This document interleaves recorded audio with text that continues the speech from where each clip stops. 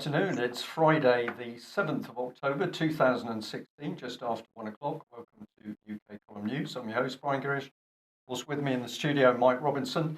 And we're delighted to say we're going to be joined by two guests today. We'll have David Scott from Northern Exposure, north of the border, of course. And we're also going to be joined again by Dave Ellis from Strategic Defence Initiatives. And David will be bringing us an update to his report on what's happening with the British military and matters to do with the creation of EU forces. And of course, David has recently appeared on Russia Today talking about the situation in Syria. So weather, well, unfortunately, we have to say the sunshine seems to have disappeared here in Plymouth. It's gone very chilly, grey, cold, drizzly. And we've got very few reports of weather from the rest of the country, so we're probably going to guess that it's gloomy elsewhere. Where are we going to start, Mike? Well, we are, of course, starting with the white helmets. So here we are, Independent. The media coverage of this, the media hype over the last number of days regarding the white helmets and the Nobel Peace Prize just has been getting unbelievable. This is typical of it. Who will win the Nobel Peace Prize? We don't know, but there are some possibilities. Well, of course, we do know now, but we'll come on to that in a second. But the prize has to go to the Telegraph, who in their news section had this headline: the Nobel Peace Prize must go to the white helmets or else endorse the murderous peace of Putin. A spectacular headline. This wasn't branded as an opinion piece in the Telegraph. It was under the news section, although it is an opinion piece.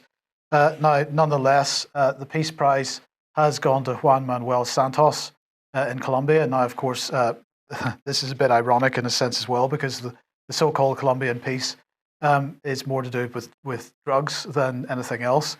But at least it didn't go to the white helmets. And I think, Brian, we've got to say that this, bearing in mind, and I say this because of the media coverage and just the hype in the media over the last week or two, this has got to be seen as a victory for Vanessa Bailey and everybody that has taken up her call to argue against the white helmets getting this prize.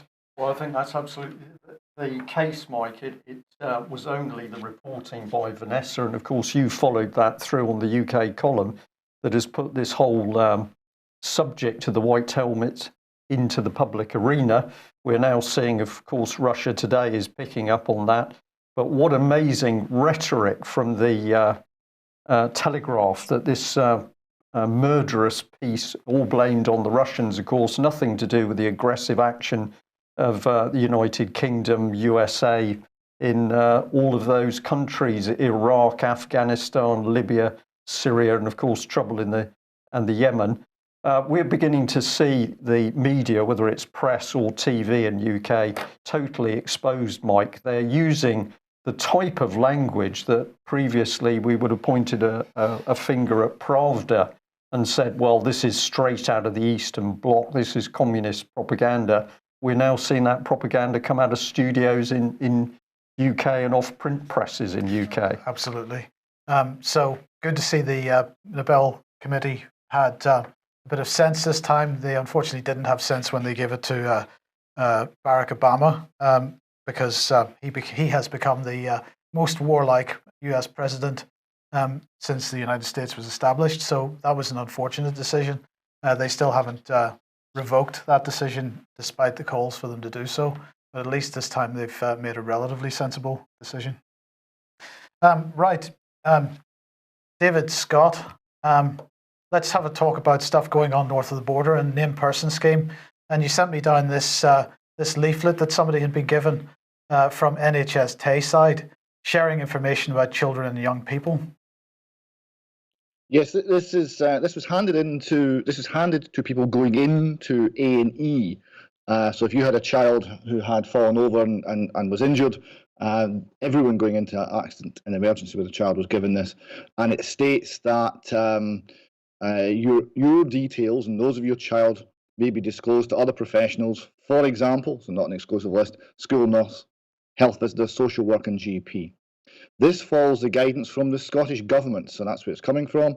The purpose of this is to ensure that children receive the services they require, presumably in the interest of the state, because it's not the services that you request. And this has all been done in the best interest of the child or young person. So David, when was the most recent? When was this handed out most recently? Then it was about a month ago. Right. Just over 6 weeks ago. Although perhaps more recently than that, but we got it about 6 weeks ago, and it was then questioned as to how this sits in the light of the finding from the Supreme Court. Right. So we have a letter from Leslie Scott here to the NHS and the reply. Yes, this points out that the reason given for the breach of the Data Protection Act 1998 is when in the best interest of the child, not crucially when it is considered that there's a risk of significant harm. So this refers to the fact that the information sharing threshold was lowered dramatically by the Scottish Government in preparation for the rollout of the named person scheme. And then that lowering of the information sharing threshold was found to be unlawful and out with the competence of the Scottish Parliament. So this was pointed out, and there was a long pause. But to their credit, to actually their great credit, the NHS came back with, and I'm going to shock people here, a correct response. It reads, your correspondence and recommendation has enabled the opportunity to reflect on current processes and procedures in the important area of information sharing, which the NHS Tayside takes extremely seriously. I wish to confirm that action has been taken to withdraw the leaflet from distribution and to carefully reconsider NHS Tayside information governance procedures in the area of and in this area, the Child Nurse and Families NHS Tayside is facilitating the change in practice.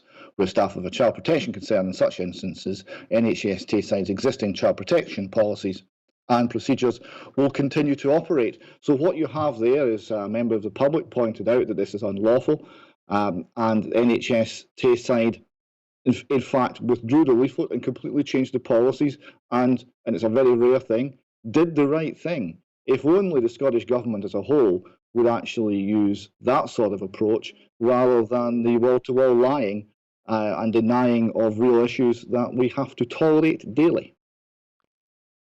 David, that is a remarkable result, and congratulations to all of the team north of the border who've been pushing on the named person scheme. What it shows, though, is the lengths to which the Scottish Government at least will go to in order to build up this huge database on everybody using the issue of children and education and, of course, the NHS. And I'd just like to add that I recently had a conversation with a person who'd gone for a consultation at an NHS hospital because they were having problems hearing, or they suspected that they were having problems hearing. The hospital couldn't find anything physical, and very quickly the discussion turned to the fact, well, if your mind is very busy, sometimes you don't hear things that are said to you. Is your mind very busy? To which the person said, well, certainly is, because I'm working hard to assist people who are finding out untoward things in the care industry. And that then turned into a discussion on the state of their mind, and that in turn came to well-being, and would you like to look out the window and tell us what you can see? And as this person was describing these events, I'm thinking to myself, and yes, and all this is now going on your medical records with the drift towards the fact that possibly this person has got some form of mental illness. So this connectivity across all of these agencies, education, NHS, the police, mental health, this is a very, very dangerous collection of data on individuals, particularly when we know that the parties in power seem to be hostile. Is this aspect of it that we've got a framework being built? Is this coming to light alongside the named person scheme? There seems to be a constant attempt to build up databases in Scotland, and the most common avenue is to use the NHS database as a starting point and then distribute that to all other arms of the state. The reason for this is that the NHS is where people feel safest. They feel least threatened. If you were to start with tax authorities or police, people would be on the defensive. But because it's the NHS, something that most people view very positively, they are rather put to sleep on this. So they're trying to assemble a database, a national ID card, show me your papers, etc., based on the NHS as a core. And the other thing we have to remember is that there's always an attempt by the psychiatric profession to make themselves central to everything, so that your entire life will be under some form of psychiatric care or psychiatric assessment. And this, as we know, dates right the way back to the 1940s, where they were planning to gain for themselves a controlling interest in all the other professions. Indeed. Okay, David, we'll move on. Before we start, though, tell us who is Pete Wishart? Pete Wishart is allegedly my MP. I say allegedly because I'm less able to communicate with him now because he doesn't really answer emails anymore, and he's blocked me on Twitter for having unapproved thoughts. I'm afraid I need re-education, it would seem. Right, sorry. You need re-education when he's tweeting out something like this, and his tweet says, the Blairites are now like your embarrassing, incontinent old relatives stuck away in a care home who you might go on and visit occasionally. What kind of mind produces a tweet like that? That's an excellent question. Unfortunately, it's the sort of mind who has a controlling interest in how we run our health service and state care for the elderly, which does not bode well if you are either elderly or planning to become elderly. Mr. Wishart is a very prolific tweeter, although I'm no longer able to see his output. I'm quite grateful for that.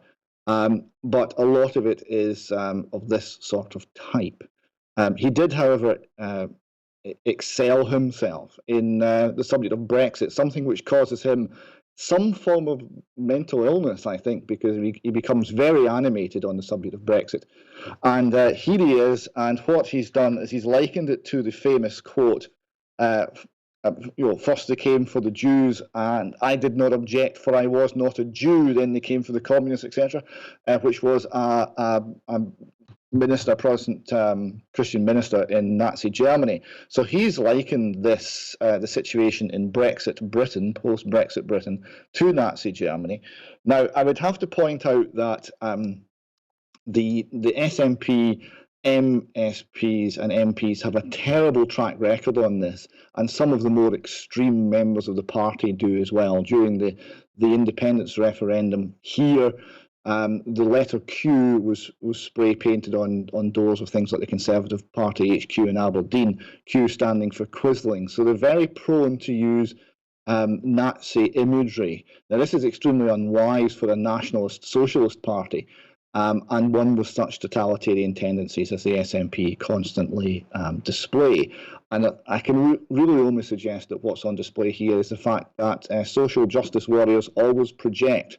So their innermost secrets are the ones that they will project onto others. So when Mr. Wishart starts pointing the finger at people and calling them Nazis, what he's really admitting is deep down he is totalitarian and he has those tendencies himself. Well, we'll stick with UK politics well, frankly, the desperation among some appears to be reaching the surface because the news broke today that Tony Blair is leaving the door open to come back to UK politics. So I've labelled this "Here I Come, Ready or Not." Well, they're basically, this seems to be a reaction to Jeremy Corbyn. They're getting so desperate about what's happening with the Labour Party at the moment that they're even considering bringing the most hated politician in the country, probably in history, back into mainstream politics. I mean, David, what are your thoughts on this? It's unbelievable that he should think that this is possible. Can you imagine the hustings? Can you imagine the protests? Can you imagine the objections to him In fact, he would most likely be getting arrested quite a lot. There'd be people wanting to make citizens arrest. The security would need to be enormous. But can you imagine the protests if he tried to re-enter British politics? He would be hounded out. It's fantasy to believe. It shows how disconnected he is that he believes that that's a possibility. But of course, it's not just him that's disconnected, because he's not the only person. I mean, there are people behind him demanding that he comes back to deal with this mess in the Labour Party. So it's clearly not just him that's thinking this way. Yeah, but the problems in the Labour Party go much deeper, because the Labour Party, like all socialist parties, is a split between the city-based elite who have one set of ideas and the ordinary working class people on whose votes they depend, who have quite another set of ideas. And what's being displayed here is that those are ultimately incompatible, and Blair is not the solution to that. Indeed. It is desperation, but of course, if your plan is to make sure the Labour Party is utterly destroyed, leaving a dictatorship under Theresa May, then promoting a Blair comeback makes complete sense. Sorry to be a pessimist. No, well, let's move back north of the border then, before we move on. Parents slate jargon-laden consultation over schools. This is Mr. Swinney again. And we're about to show a particularly fetching picture of him, but give us a bit of background to this one. Yes, well, Mr. Swinney has put out a consultation for schools, and it is written in government newspeak. We have, let me see if I can just get the right article here. While I'm looking for this, actually, could you put the other David on? I think he wants to say something about Mr. Blair. I saw him looking like he was going to explode there. Yeah, absolutely. Oh, it's obvious. Of course, you know, he's got a proven track record of starting very large illegal wars out in the east. So, of course, they don't want to start another one in Syria, do they?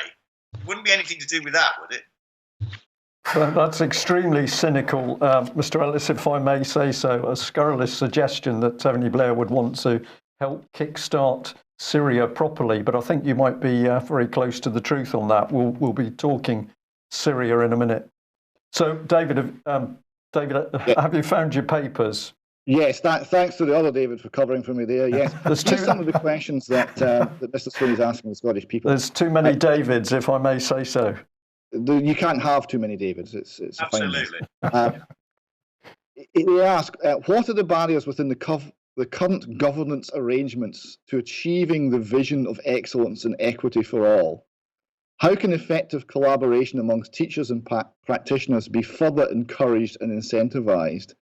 How should government support teacher education and professional learning in order to build the professional capacity we need? So what we see here is a strange form of newspeak, a strange form of Scottish government newspeak, where we have to say only positive things, everything is wonderful, and we have to introduce the idea that it could be even better. We're trying to suggest that there are problems without admitting that there are problems.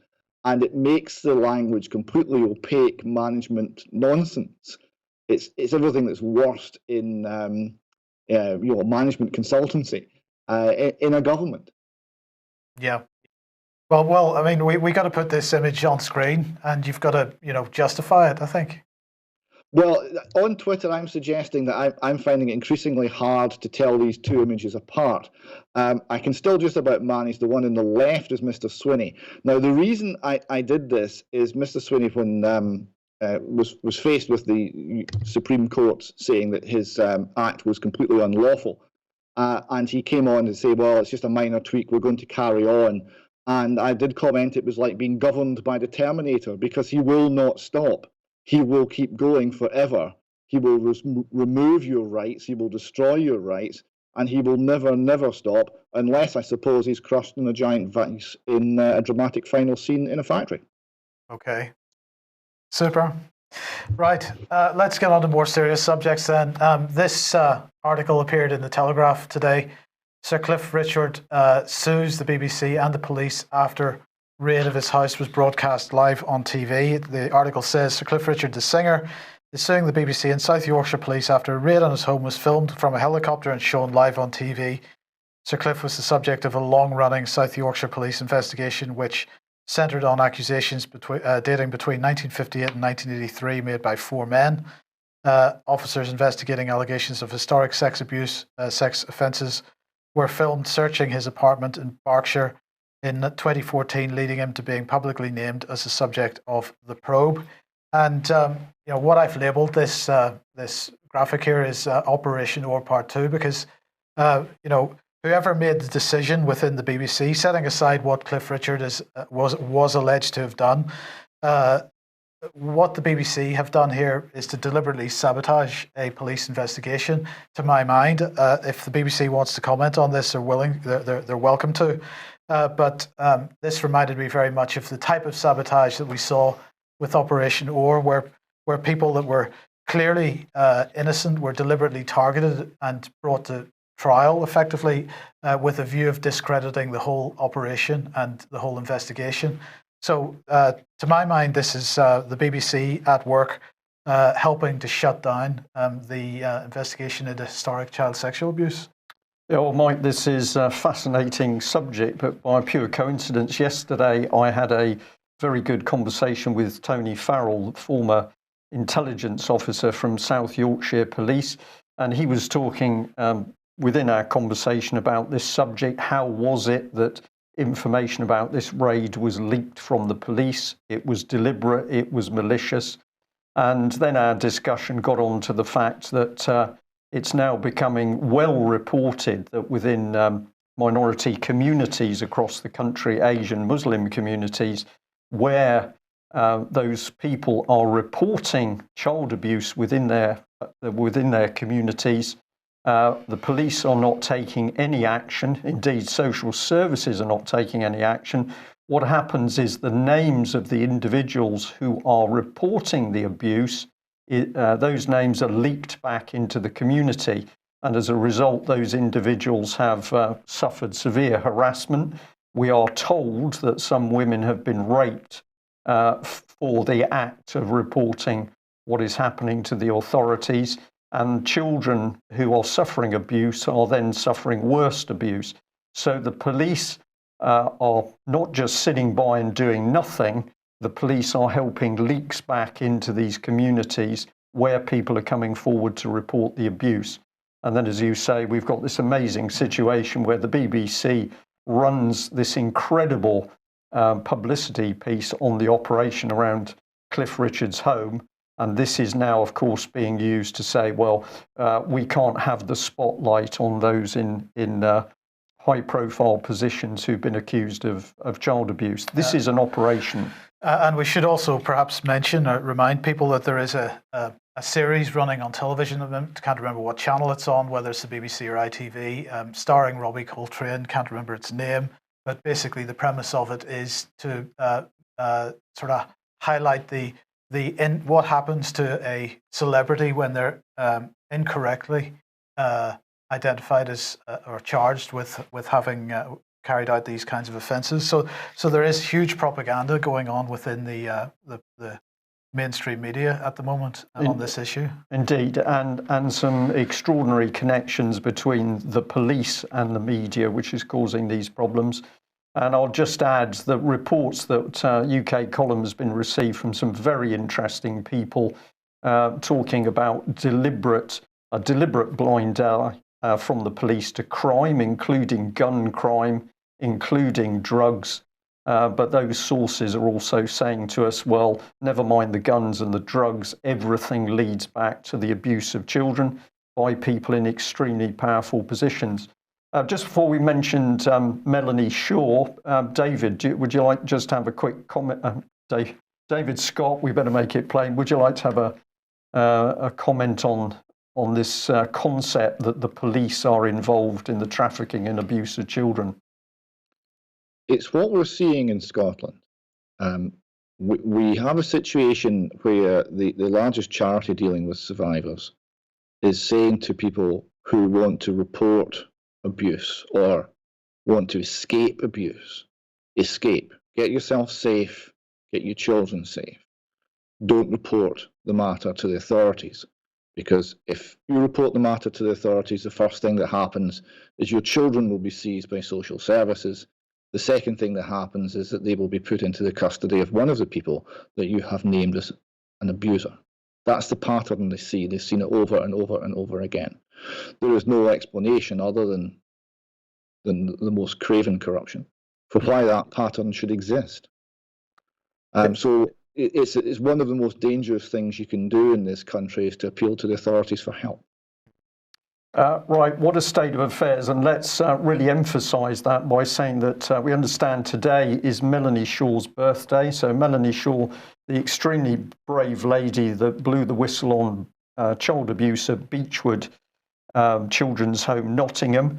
Now, of course, Melanie is no longer in HM Prison Peterborough after a short period of freedom. She's now banged up in Foston Hall Prison in Derby. We do not know whether she's on remand or has been charged and convicted and is now serving some form of sentence.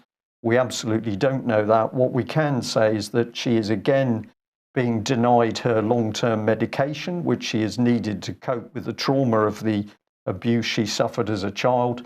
So no medication, and we understand that some of the staff in this prison are particularly brutal.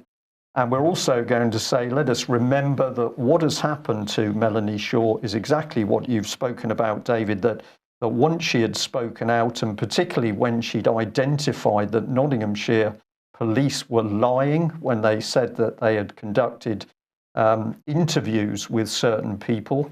That was untrue because the people had already been dead for some 3 months.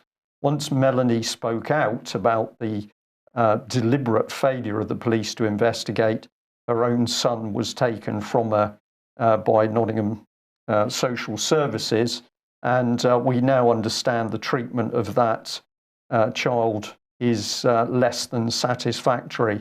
So this is a very, very dangerous agenda in this country. Just before we move on from that, Brian, right. I just want to mention that we unfortunately have had quite a number of free Melanie Shaw t-shirts left over from the first time that she was in prison. So we've got those out again. We're selling them at cost price. We're not wanting to make any money off this.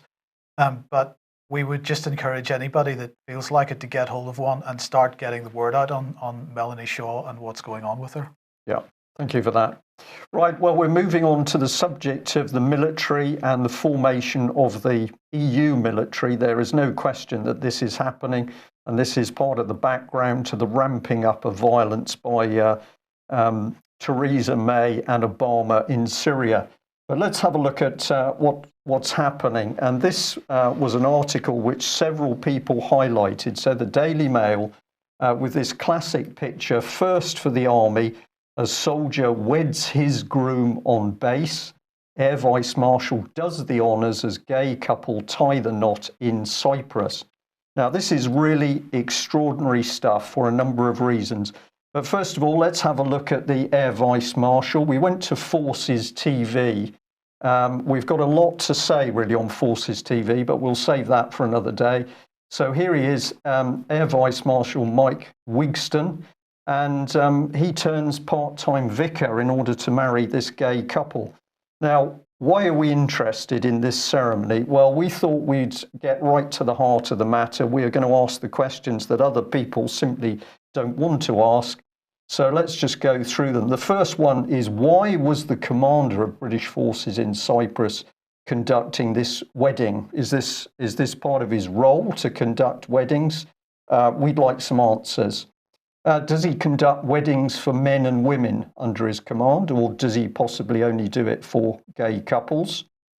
Can any couple be married by the Air Vice Marshal? So has he got a special list of people that he's prepared to marry, or does he say to any of the troops under his command, you want to be married, you come forward and I'm delighted to do it?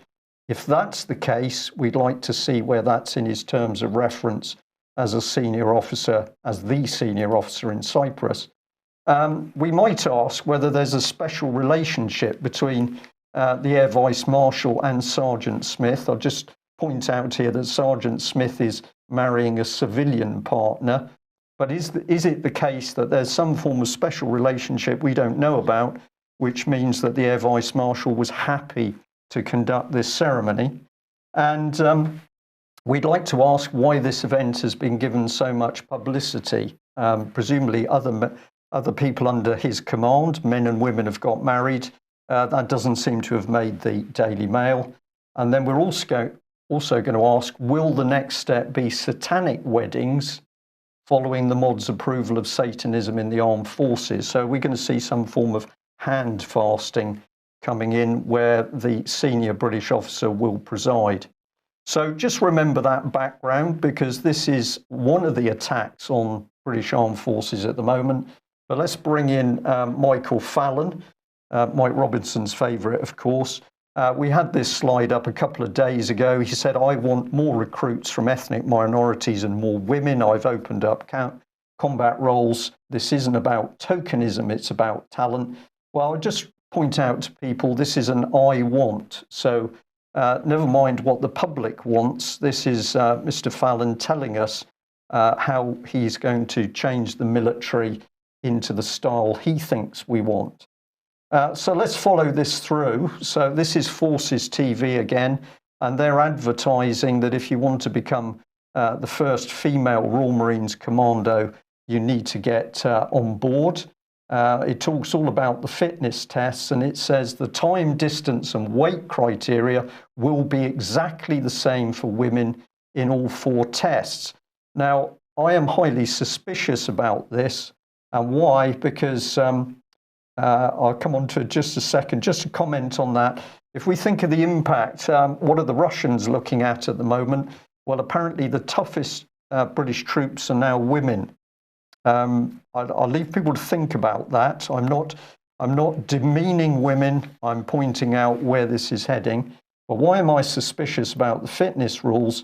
Because this was the Mail article where it had exposed that army fitness tests will be rewritten to make sure female soldiers can qualify for frontline duty.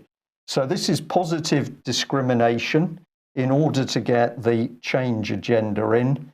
And the reality of this is that as the women are brought into the armed forces, like it or not, at the moment, there's some vicious bullying going on, and women are frontline victims in that bullying for sexual favours. But in any case, sexual relations between men and women and same-sex partners is a massive attack on military discipline and morale. And I'm just going to interject at that stage and say, David Ellis, what is your take on this? This is deliberate. This is a deliberate change agenda being unleashed on the British Army at the moment. Thank you, Brian. A complete, blatant transformation change agenda. So let's just wind the clock back slightly and look at what was the modus operandi in Her Majesty's Armed Services 40, 50 years ago. Nothing like this, nothing at all. If you'd have gone back to your father or your grandfather that served and spoke of what's happening now, they would be in disbelief, and they certainly wouldn't vote for it, and they certainly wouldn't support it. So our fathers can be our jury. So that's a good baseline for all of us to look at upon this. So about 20 or 30 years ago, we saw the government successively, regardless of party, cut, and radically in the last 15 to 10 years, where they've taken out the heart of oak of our armed services. All of the time served, hard-edged service personnel have all been made redundant, got rid of.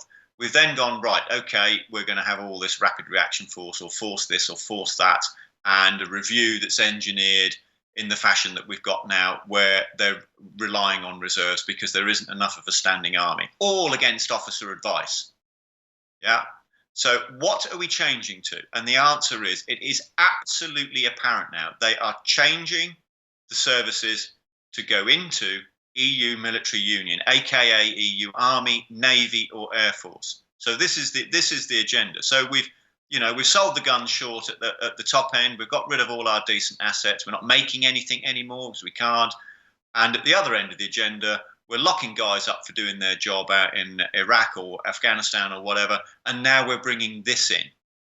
So this isn't just a change agenda and a transformation. Frankly, what this is brand. It's a rebranding. So in order to rebrand, we've got to get rid of the old brand. All right. So we've done that by getting rid of all the old guard and all the time served sergeants and corporals and lance corporals, all the people that carry you through a battle, or the chief petty officers or whatever, or the TIFs. We've got rid of all them. There aren't none. You know, we've given them all redundancy papers, and now we're bringing this in. So this couldn't be more apparent now to the general public. So I ask you all to view it from this perspective. Would your granddad support this, or would your fathers or your mothers and grandmothers supported this? I don't believe they would. Yeah, David, thank you for that. Right, we'll follow on through with some more examples, some of which we've shown before, but we've put them together because they emphasise one another. Where are we heading? Well, this is where we're heading. So reports after reports saying the 2020 plan was for about 82,000 regular troops, but don't worry because they're backed up by 30,000 reservists. Now, much as I can say, reserve forces can be extremely effective, and I don't doubt the dedication of the people who come forward as reservists. The hard fact is that reservists are not frontline troops. They are part-time troops.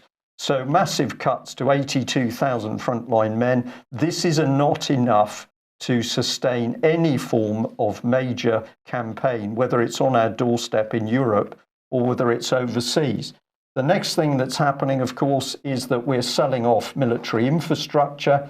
And we've got the move through to the European army here. Mr. Junkers was calling for this originally. And I'm going to say at this point, we've got to go back to the UK column where we were warning of what was coming in 2011. So we sell off the structure, we reduce the size of the armed forces. The clear plan was that, as you say, it was being completely rebranded in order to move us towards the European military structure. And then you came up with the exposure on Mr. Sajid Javid, because he had started to speak at a meeting up in London where he was caught out by saying, well, we need to cut the British military in order to get us into the armed forces. Just very briefly, David, just give us 30 seconds on this. Well, what Sajid Javid said was, and this was in a closed party fundraiser, unfortunately, there was a former head of naval intelligence there that I was acquainted with. And what he said was, aren't Britain's defence forces doing rather well? And, of course, at the time, this was rather an apparent sort of slip because Mr. Javid, you know, as far as we can see, isn't really acquainted with the armed services. So the only thing he could have been doing was reiterating from within his circle what he had overheard. Because in Britain, we don't have defence forces. That's what Japan and Germany has. There's a clue there, isn't there? Germany has defence forces. So we have armed services. It's a very different affair. And of course, the commander there that was former naval intelligence went absolutely berserk and showed the guy the door, because he was so incensed at what he'd said because of his terms of reference. But I believe there was fundamentally something there much deeper than that, because he was already being groomed for cabinet at the time, clearly. Right. And he had clearly overheard within that inner sanctum circle the references to defence forces, which is what Germany has. And reduced numbers. So let's lead on through John Redwood's diary, and you'd picked up on this one. So John Redwood saying that he found Sir Michael's statement that he would continue to veto a European army all the time the UK remains in the EU perplexing. Now we are leaving. I do not see it's any business of ours to veto what they are going to do when we leave. And he went on to say this, nor do I understand how Sir Michael can veto something that already exists. And the UK has accepted the EU has established 18 battle groups, each of battalion strength, with a rota so that any two of them can be deployed. So John Redwood here clearly saying that basically, he's saying we're coming out of the EU, but we've accepted the fact that we are going to continue to be linked in with the military. You picked up on this one. This is clear. Once you start to put the pieces of the jigsaw together, we can see the move to the EU military. Anything you can add on these comments from Redwood?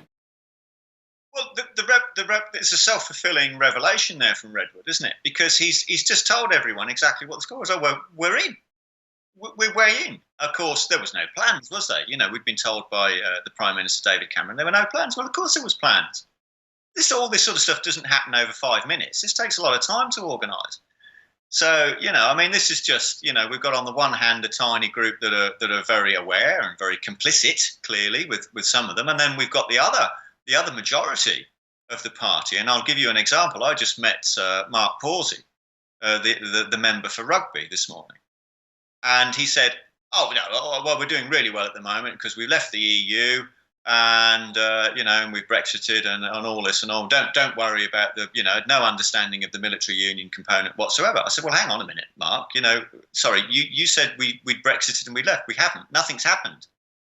Now, what this says to me, and I could with all of the other Tory MPs that I've met, I can say without any reservation, equivocation, or mental reservation of any kind, that they are rendered inept within the confines of the party that they serve, not the people. They serve the party, and they cannot. Thereby, they are locked out of the representation of the people to which they purport. It's as simple as that. Okay, well, now there's been plenty of media coverage, though, on what John Redwood was referring to, because this is an example. EU Observer here saying UK to veto EU defence union. So, you, David, and we at the column and other people have been saying EU defence union is absolutely a reality. It's happening now. But in the meantime, UK government spokespeople continue to insist that there's no such thing and that they will veto it given the opportunity. So let's just have a look at what Michael Fallon was doing yesterday. Well, he was meeting his German counterpart.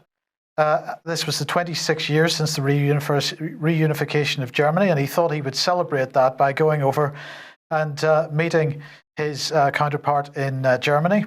And he was speaking alongside her, and he said that the UK and Germany were committed to tackling threats around the world. He said that the Royal Navy's newest helicopter will soon be flying from a German warship because there's no European military union at all going on. We're flying each other's equipment and so on. He said that Britain and Germany are turning up the volume on their partnership. Well, we don't have a partnership because there's a veto, so we don't have a partnership, but we're turning up the volume on it. And he said that last year the Strategic Defence and Security Review lifted Germany to top-tier status, something formerly only afforded to the US and France. And he went on to say that Britain stands together with Germany to face the same challenges, including from the threat from Daesh, and shares the same values of liberty, tolerance and justice. But this was the key point that he made that I really wanted to tackle with you, David, because he said that the UK wishes to enhance rather than duplicate NATO structures. So what he is saying there, and correct me if I'm wrong, but what he is saying there is that this agreement with Germany, this new relationship with Germany, this new cooperation with Germany is not being done under the auspices of the NATO structure. And so then you're left to ask, what structure is it being done under? The only other structure that it could possibly be being done under is the EU. Totally correct. Absolutely correct.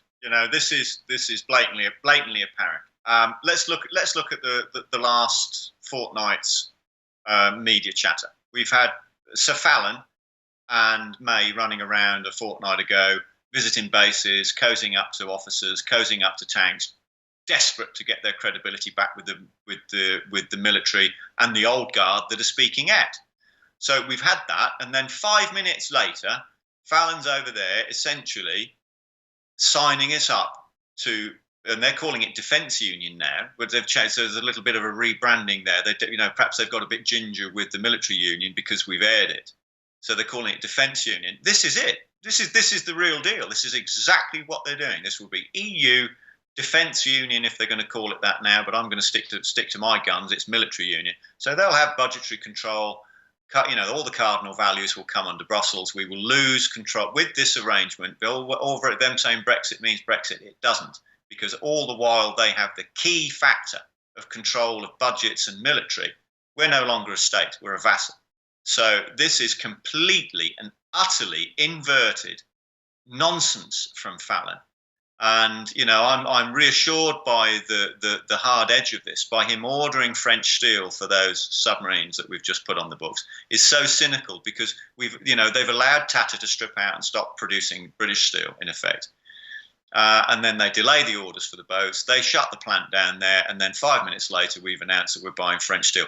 That in itself is EU industrial military union policy in the flesh. David, it's also treason. Thank you for that. It's also treason. Just very quickly, for anybody who's getting concerned about what to do, we're just going to keep saying to people, you need to team up. So find other people to talk to. And a good place is a chat in a pub. Keep it light-hearted, but actually follow through. And we're also just reminding you that we are looking for people in these areas who are interested in teaming up, particularly with the British Constitution Group networks. And the 19th of November, of course, we've got our major event in Winchester. Yes. Sorry, David, Scott, did you want to say something there? Yeah, just a suggestion that people who might want to look at how we've been this route before should read this book, which is called Lord Milner's Second War by John Cafferty. Now, this details how secret agreements with the French not only took us into the First World War, but helped bring about the First World War by changing the calculations made by the other participants. And the key thing for me is the British people didn't know, the British Parliament didn't know, and the British cabinet didn't know. It was a small clique within government and within the military who were setting up these arrangements, and the rest of the British nation were kept in the dark. But of course, it was the rest of the British nation who had subsequently to pay the price in blood. Yes. Well, let's talk about paying the price in blood, because at the heart of that, of course, is the financial system. And David, the pound apparently suffered a bit today. We've only got a few minutes, so we've got to make this brief. As a result of a flash crash on the Asian markets. Well, we can talk about the flash crash because, of course, that's, even the mainstream media is now having to discuss algorithmic trading and how this kind of thing can happen. But what are your thoughts on the general situation? The mainstream explanation for this, it was a rogue algorithm. So there we go. It's all okay now.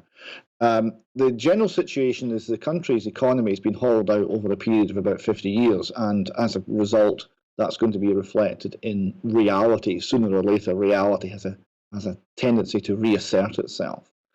Almost everything that we're being told and that's coming from commentators in the economy is false these days. We're on the PhD standard. It's not the gold standard. It's this confidence we all must have in PhD qualified economists working in central banks. These people do not know what they're doing. They have an education and background that actually leads them astray. And they are, as was discussed last week, they have painted themselves into a corner, and something very, very horrible is very close at hand. Yes, but in fairness, quantitative easing has happened everywhere. So when it collapses, we're all going to collapse together, right? Oh, it's worldwide, yes. But not everyone will collapse to the same extent. I mean, for example, China and Russia have been busily assembling gold reserves. And I would point out that the British government's recent record in that area, and particularly Gordon Brown's recent record in that area, is not good. What will happen is that paper assets will return to their intrinsic value of zero, and it will be real assets that will count. Real assets will be gold. Real assets will be infrastructure. real assets will be manufacturing and other productive assets that produce things that people need. It will not be fancy contracts via the City of London. But David, I mean, you can't be right, because Christine Lagarde here is telling us that everything's fine. Christine Lagarde has said everything's fine. She said that the reason that Brexit wasn't the complete catastrophe that the IMF had predicted was the good policy of the central bankers, if you can believe that one. I would recommend everyone to watch that video. It's really very funny. Okay. Is this the same Christine Lagarde who's on some sort of fraud charge, or is that another lady? No. Yes, she's not broadcasting from a prison cell, not yet, at anyway. Okay, well, I'm sure, allegations of fraud and giving financial advice sound ideal to me. Right, well, we'll thank our guests. We'll end on the note that there's another event being put together to get good people talking to each other. That's at the Watershed, Bristol, on the 29th. So a large forum of British constitutionalists and sovereign individuals will assemble at the Watershed to hear a variety of speakers deliver presentations on issues as diverse as the rule of law, establishment corruption, and the real and present threat of societal breakdown within the context of treason. I like the sound of this, Mike. Yeah. We'll put out more on this in due course, but we wanted to give people a heads up. It comes down to the fact that we are watching treason unfold on a daily basis in UK, a total breakdown of law and order, and politicians who seem to be out of control. David Ellis, just very quickly, you were picked up by Russia yesterday. In just 20 seconds, what were you able to get across live on RT? Just about got the key factors as to why Syria was being expanded and exacerbated as the leverage to give birth. It's a birthing pool of the EU military union, or EU defence union, as they're now calling it, and to why that was, because they wanted budgetary control to prop up the failed euro and the mechanics of how that would then give the treasury and so on, which is what we've warned of for quite some time, here, all of us together. So we're just then talking about how the diplomatic options weren't going to work, and Washington, were clearly not going to do that, and the line got cut off. We were cut off. Just a coincidence, David, because they sent you to the BBC.